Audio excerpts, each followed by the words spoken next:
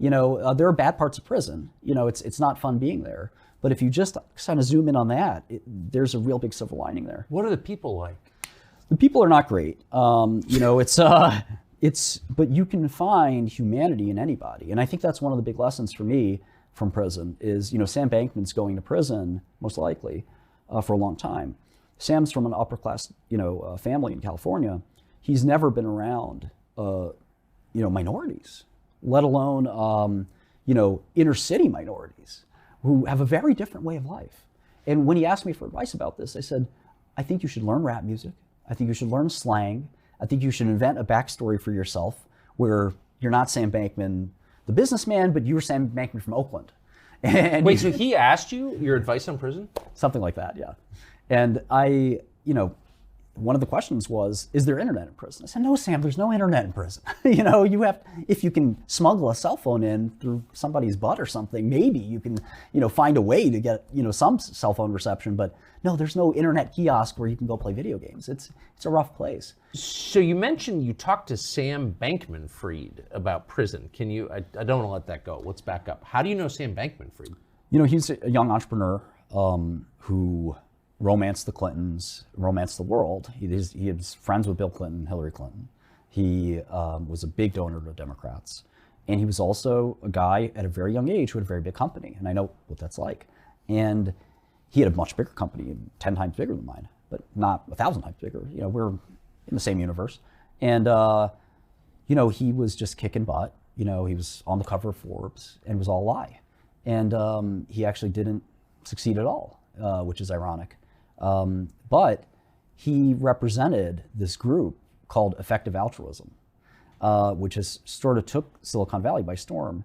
And me and a few other people created a counter group called Effective Accelerationism, where we kind of said, we're the diametrical opposite of you guys, and you guys are going to ruin our country if you keep sort of talking about what you're talking about. And EA, Effective Altruism, has basically died with Sam. He was laid bare as a fraud, and I think that whole movement has been laid bare as a fraud. There's no question. And it doesn't entail actually helping anyone around no, you. No, and you don't have to tip at dinner or pay your housekeeper a bonus, right? What's really funny about effective altruism is that it's a movement for people who can afford to be altruistic. Right. It's only it only counts if you're a billionaire. The most selfish people in the world seem to love it, I have noticed. Yeah. But you know him because you disagreed on that? No, I started to, get to know him when his company was succeeding, and then I really started to get to know him when he got in trouble. And I think that it's just a sort of sorry situation. I kind of went through it too, where you just can't believe that this has happened to you, and you're in denial that they're going to win. There's nothing you can do about it. And this is a guy who's gone to every math competition, every MIT thing, and he's been told he's special his whole life, and he's in this spider's web of the DOJ indictment where it doesn't matter how smart you are. You cannot think your way out of this. You're going to jail. And, the one or two cases where you somehow were acquitted was a huge mistake for the DOJ. And they went back and studied how that won't happen again. It's a system designed to incarcerate you. And he's been defiant. He went on a speaking tour. He went on all this stuff. They had to lock him down to his house on house arrest because he was talking too much. And they finally said, enough, we're tossing you in. And it's hard enough to be indicted. It's harder to fight it from inside a jail cell. It's basically impossible. But why, I always wonder this, and I've asked friends of mine who are going to prison this question. I never get a good answer. You think you're being unfairly treated? Most people being prosecuted think they're being unfairly treated. Sure. Some are, some aren't, but they all think they are. And you think you could spend the rest of your life in prison? He definitely could spend the rest. Why don't you flee? It's a funny question. No one flees. No one flees. There was this guy who fled, and he actually fled successfully, and he came back. My lawyer was his lawyer, and he came back and he said, look, the thing you were charged for isn't illegal anymore. Can my guy come back to the US? And the judge said, absolutely not. If he comes back here, he's got to do another 3 or 4 years. And they made an agreement to do that. But it's hard if you're Sam Bankman with his face to sort of flee and find a place to flee. And they tend to find you. The government of the US stretches to almost every other country in the world. They have agreements to send you back, extradite you. Only 3 countries don't have those agreements. So you better be ready to be Edward Snowden, in essence, if you want to sort of, have a way to flee and survive.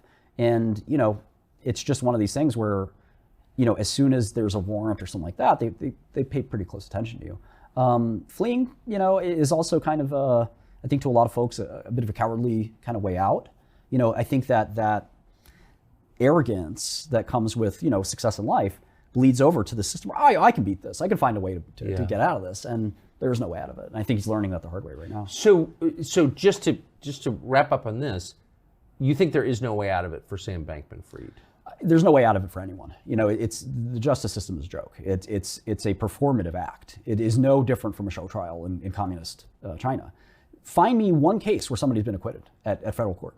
It is the outlier of outliers. You know, there's thousands of these indictments every year, tens of thousands, and there's no acquittals. You might get acquitted on a charge, as I did, you know, or many of them, but they throw enough spaghetti at the Why does wall. nobody say this? I mean, there are very few trials, as you point out. Most people just plead out. But when there is a trial, the media acts as if it's like a cliffhanger. It's really funny because, you know, it's foregone conclusion. And I think that there's a mix of things that make these trials unfair. You know, one of them is this putative burden on the government, which doesn't exist. So they get to go first. And if you know anything about like behavioral economics or Daniel Kahneman, if you have to sit through 5 weeks of why this guy's a bad guy, and after 5 weeks he gets to speak his piece, it's really unfair because the anchoring principle of I've just heard this guy being bad. When did you stop beating your wife? Yeah. It's just they've already framed it. It's a framing problem, and it's just impossible to beat that. One of Sam's jurors was sleeping, which is the death knell. You know, if a juror starts to go to sleep, he's made up his mind, you're going to jail. And it's so hard to beat the government at trial that it's virtually impossible. Again, you have better odds in other countries, which, you know, you wouldn't expect.